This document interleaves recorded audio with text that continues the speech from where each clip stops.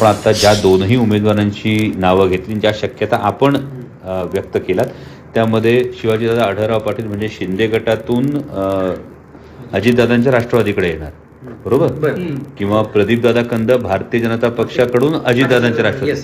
Sir, ही जर तिन्ही गोष्टी तुम्ही मांडून ठेवल्या तर ही गोष्ट सरळ स्पष्ट होते की याचा अर्थ समोर महायुतीला इतर पक्षातून तर त्यांच्या मित्र पक्षातून उमेदवार आयात करावा लागणार आहे. मीडियामध्ये काही बातम्या येतात. कालपर्यंत तर असं चाललं होतं की प्रदीप कंद प्रवेश आणि प्रदीप कंदांना उमेदवारी. आज अचानक असं काय ठरलं? तुम्हाला असं का वाटलं? पण ठीक आहे, चर्चा चालू आहे. अजून जागा कुणी कुठली कोणाला हे अजून फायनल झालेलं नाही. ही जागा अजूनही आमच्या ताब्यात आहे असं मला वाटतंय, शिंदे गटाकडं. त्याचा फैसला आज रात्री किंवा उद्या होईल, तेव्हा कळेल. चिन्ह मला कुठलं मिळेल. समजा आमच्याकडे जागा राहिली तर दुसऱ्या चिन्हाचा काय विचार करू. समजा जर जागा ही सुटली शिंदे गटाला तर मग मी घड्याळ का घेऊ. शिरूरच्या जागेवरून महायुतीत रस्सीखेच सुरू असताना उपमुख्यमंत्री अजित पवार आता शिरूरचा दौरा करणार आहेत. 3 मार्चला अजित पवार शिरूरच्या दौऱ्यावर आहेत आणि यावेळेस ते जुन्नर, आंबेगाव, खेड, शिरूरसह भोसरी, हडपसर या सर्व विधानसभा मतदारसंघांनी आढावा घेणार आहेत. आणि या दौऱ्यात अजित पवार यांना उमेदवार सापडतो का, महायुतीच्या उमेदवाराची घोषणा होणार का, याकडेही आता लक्ष लागलं आहे. सरकारमध्ये काम केलं. शिंदे गटाच्या वाट्याला असणाऱ्या मावळ लोकसभेवर अजित पवारांच्या राष्ट्रवादी काँग्रेसनंतर भाजपनं दावा केलाय. मावळ लोकसभा मतदारसंघात भाजप पदाधिकाऱ्यांच्या बैठका होत आहेत. मावळमध्ये भाजपचे 3 आमदार, 2 महापालिका, अनेक नगरपरिषदा आणि ग्रामपंचायतीवर सत्ता असल्यानं या मतदारसंघावर भाजपनं दावा ठोकलाय.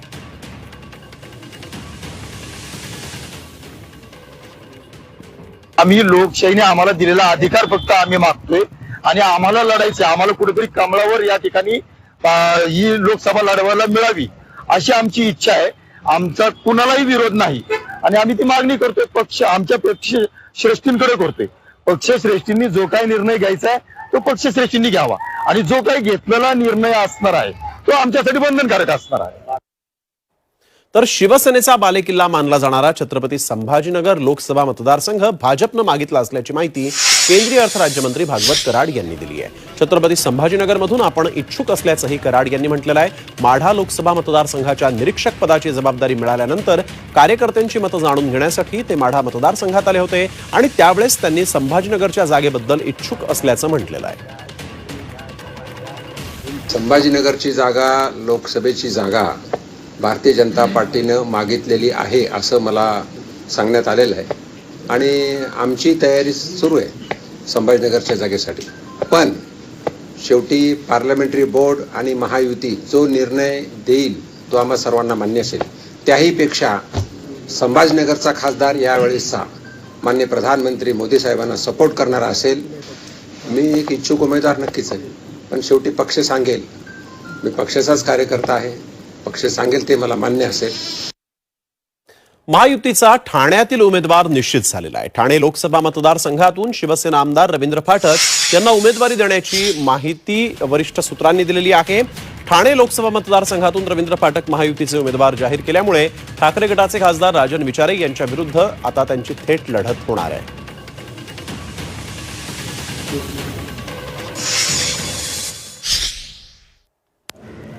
तर राजन विचारे हे महाविकास आघाडीचे उमेदवार असतील, कारण ते इथले खासदार देखील आहेत शिवसेनेचे. आणि महायुतीचे म्हणजे भाजप, राष्ट्रवादी, अजित पवार गट आणि शिंदे गटाचे उमेदवार रवींद्र फाटक असू शकतात अशी ही शक्यता आहे. भाजप नेत्या पंकजा मुंडेंची उत्तर मुंबई लोकसभा निवडणुकीच्या निरीक्षक पदावर नेमणूक झाल्यानंतर त्या लगेचच सक्रिय झालेल्या आहेत. पंकजा मुंडेंनी उत्तर मुंबई कार्यालय गाठत कार्यकर्त्यांशी चर्चा केली. निवडणूक जिंकण्यासाठी कार्यकर्त्यांनी जोमानं कामाला लागावं अशा सूचना यावेळेस पंकजा मुंडेंनी केल्या आहेत. सुरुवातीला निरीक्षक पद वगैरे असं नाही, ही फक्त आजच्या दिवसापुरती एक महत्त्वाची जबाबदारी आहे. एखादी संघटना चालवत असताना अगदी जिल्हा परिषदच्या निवडणुका असो किंवा नगरपालिकेच्या, महानगरपालिकेच्या असो, हा एक पॅटर्न आहे भारतीय जनता पार्टी राबवत असते. आणि त्यामुळे आम्ही वेगवेगळे एक्सचेंज करतो. समजा मी मराठवाड्यातली आहे तर मी मुंबईमध्ये आले, सुधीर मुनगंटीवार आहेत ते माझ्या जिल्ह्यामध्ये गेले आहेत. सर्व अगदी बावनकुळेंपासून सर्वांना एक एक जबाबदारी त्याच्यामध्ये आहे. त्याच्यामुळे हा एक भाग आहे आमच्या होमवर्कचा. बीड लोकसभा मतदारसंघात उमेदवारी कुणाला द्यायची याची मतं जाणून घेण्यासाठी सुधीर मुनगंटीवार बीडमध्ये दाखल झाले. प्रीतम मुंडे यांना राज्यसभा आणि पंकजा मुंडे यांना लोकसभा अशी चर्चा कुणी केली ते माहीत नाही. अमित शहा यांनी चर्चा केली असेल तर एकदा मी विचारून घेतो असं मुनगंटीवार यांनी म्हटलंय.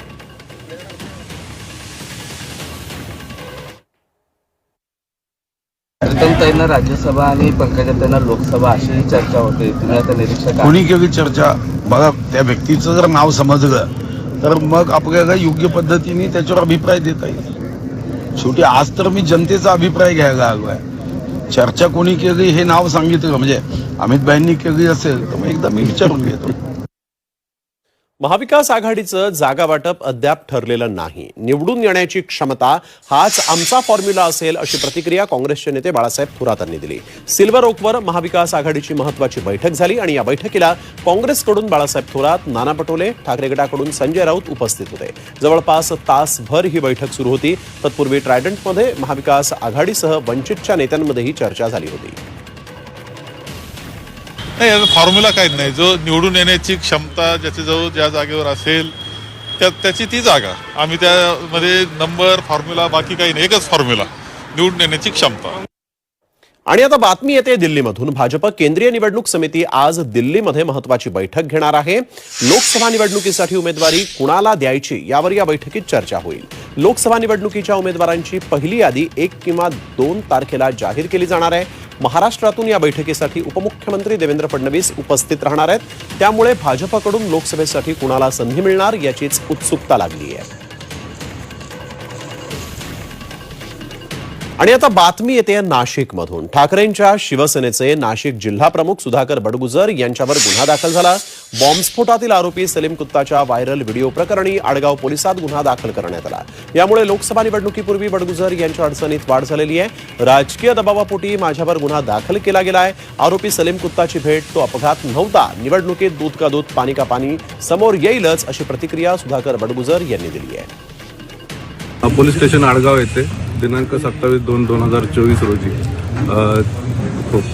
जी चौकशी सुरू होती व्हिडिओ क्लिप व्हायरल झाल्याची, त्या संबंधाने पोलीस स्टेशनला आरोपी सुधाकर बडगुजर व इतर यांच्याविरुद्ध गुन्हा दाखल झाला असून सदर गुन्ह्याचा तपास सुरू आहे.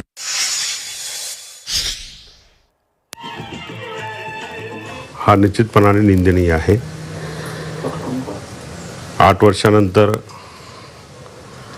केलेली कारवाई ही निश्चितपणाने बेकायदेशीर आहे. तो न्यायालयीन लढा निश्चितपणाने देऊ. सलीम कुत्ता हा बॉम्बस्फोटातला आरोपी असताना देखील त्याच्यासोबत आपण डान्स केला असा आरोप केला जातोय आणि त्यावेळेला आपल्याला कल्पना नव्हती की तो बॉम्बस्फोटातला आरोपी किंवा काय नेमकं काय घडलं होतं त्यावेळेला ज्यावेळेला तो एक ऍक्सिडेंट आहे, बाकी नाही काही. तर सुधाकर बडगुजर यांचे गॉडफादर संजय राऊत आहेत. त्यांचीही चौकशी करा. त्यांच्यावर देशद्रोहाचा खटला चालवा अशी मागणी नितेश राणेंनी केली. तर बडगुजर ज्या कार्यक्रमात गेले होते तो भाजपच्याच लोकांनी आयोजित केला होता असा पलटवार आता संजय राऊत यांनी केला. बडगुजर हा महत्वाचा विषय नाही, पण बडगुजरचा गॉडफादर कोण, बडगुजर कोणाच्या मांडीला मांडी लावून नाशिकमध्ये फिरतो, बडगुजर कोणाची गुंतवणूक ठेवतो, तर ती संजय राजाराम राऊतची. म्हणून बडगुजरच्या इन्क्वायरी करत असताना संजय राजाराम राऊत जो ह्याचा गॉडफादर आहे त्या संजय राजाराम राऊतची पण चौकशी झाली पाहिजे. त्याच्यावर पण देशद्रोहीचा खटला चालवला पाहिजे. बडगुजर यांच्या याच्यामध्ये कुठेही संबंध नाही. ते आमचे जिल्हा प्रमुख आहेत.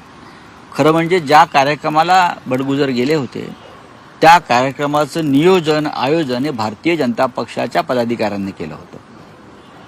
त्यांच्यावर कारवाई झाली नाही. त्या कार्यक्रमामध्ये भारतीय जनता पक्षाचे नाशिकमधले बहुतेक सगळे पदाधिकारी हजर होते. त्यांच्यावर कारवाई झाली नाही. पण बडगुजर यांची 2 दिवसापूर्वी नाशिक जिल्हा प्रमुखपदी नियुक्ती झाल्यावर ही कारवाई केली. ही भीती आहे आमच्या पदाधिकाऱ्यांची. तर जरांगेंनी राज्य सरकारकडे नवीन मागणी केली आहे. 10% मराठा आरक्षण स्वीकारायला तयार आहे, मात्र त्यासाठी जरांगेंनी सरकारसमोर 2 अटी ठेवलेल्या आहेत. 10% मराठा आरक्षणाला SC-BC सवलती लागू करा, 10% मराठा आरक्षण 50% आरक्षणाच्या मर्यादा कक्षेत घ्या, अशी ही मागणी जरांगेंनी केली आहे.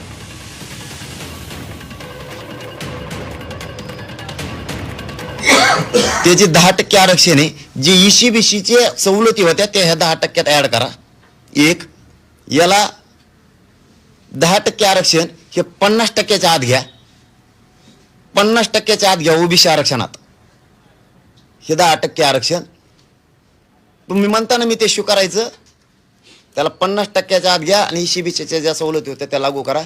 तुमच्या नेत्याकडं तुम्ही जे आमदार मंत्री बोलताय ना, जा माझ्या मराठा समाजासाठी त्यांना सांगा हे आरक्षण 50% आत घ्या. 50% वर कशामुळं? जरांगेंच्या डोक्यात हवा गेली आहे, ते लोकांच्या मनातून उतरले आहेत, अशी टीका ग्रामविकास मंत्री गिरीश महाजनांनी केली होती. त्याला आज जरांगे पाटलांनी उत्तर दिलं. चॅलेंज देऊ नका, तुम्ही चुकीच्या माणसाला भिडलाय, असं प्रत्युत्तर जरांगेंनी दिलंय.